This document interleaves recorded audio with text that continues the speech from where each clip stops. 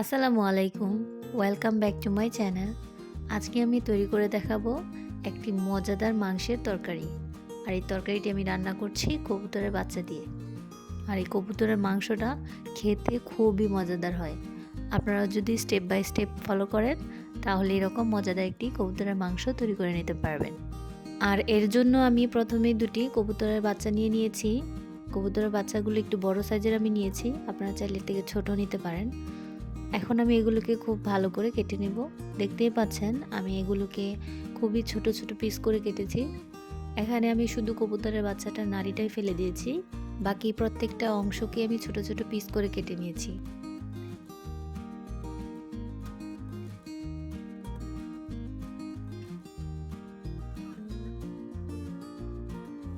এখন আমি একটা চুলায় কড়াই বসিয়ে দিয়েছি। এখন এর মধ্যে আমি 100 ml তেল দিয়ে দিচ্ছি। এই তেলটা গরম হয়ে গেলে এর মধ্যে আমি দিয়ে দিব গরম মশলাগুলো। দিয়ে দিলাম তেজপাতা দুটো এবং 5 থেকে 6টি গোলমরিচ, সাথে দিচ্ছি একটি দারচিনি এবং এর সাথে 5টি লবঙ্গ দিয়ে দিলাম এবং সবশেষে দিয়ে দিচ্ছি এর মধ্যে 4টি এলাচ। এবার আমি গরম মশলাগুলোকে একটু ভেজে নেব। যখন এই মশলাগুলো গ্রান বেরিয়ে আসবে তখনই এর মধ্যে আমি 1 কাপ পরিমাণ পেঁয়াজ কুচি দিয়ে দেব। এবার পেঁয়াজ কুচিগুলোকে ভালোভাবে নেড়েচেড়ে আমি কিছুক্ষণ ভেজে নিব।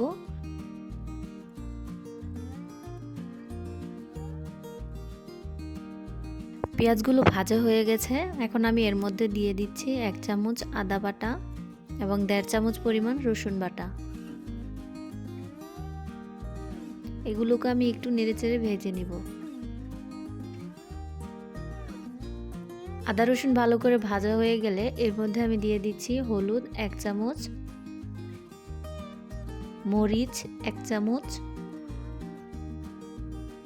জিরা 1 চামচ, ধনিয়া 1 চামচ এবং পরিমাণ মতো লবণ। ঝালটা কিন্তু আপনারা আপনাদের টেস্ট অনুযায়ী দিবেন, আমি একটু ঝালটা বেশি দিয়েছি। এবার এর মধ্যে আমি একটু পানি অ্যাড করেছি। এবার আমি মশলাগুলোকে একটু ভালো করে নেড়েচেড়ে পানির সাথে মিশিয়ে দিচ্ছি। এখন ঢাকনা দিয়ে ঢেকে আমি কিছুক্ষণ এটাকে ভালো করে কষিয়ে নিব।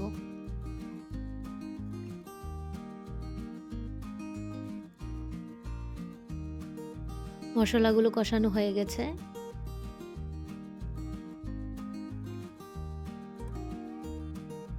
এখন আমি এর মধ্যে দিয়ে দিচ্ছি আগে থেকে ধুয়ে পরিষ্কার করে কেটে রাখা মাংসগুলোকে। এবার একটু নেড়েচেড়ে মাংসের সাথে মশলাগুলোকে ভালোভাবে মিশিয়ে দিলাম। এর মধ্যে আমি এখন দিয়ে দিব পানি। পানিটা আমি একটু অল্প অ্যাড করেছি, কারণ এই মাংস সিদ্ধ হতে বেশি সময় লাগে না, তাই কষানোর জন্য আমি খুবই অল্প পরিমাণ পানি দিয়েছি। এবার এটাকে আমি ঢাকনা দিয়ে কিছুক্ষণ ভালো করে কষিয়ে দেব।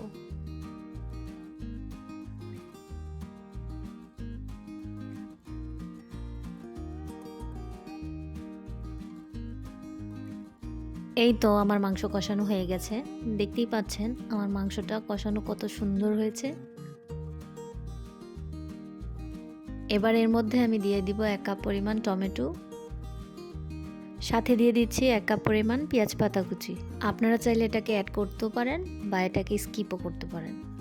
এর সাথে আমি দিয়ে দিচ্ছি কয়েকটা কাঁচামরিচ। এখন আমি এগুলোকে একটু ভালো করে নেড়েচেড়ে দিচ্ছি।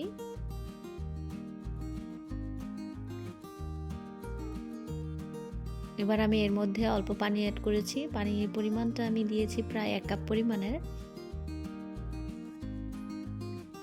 এবার এটাকে আমি ভালো করে ঢেকে আরো কিছুক্ষণ সময় রান্না করব।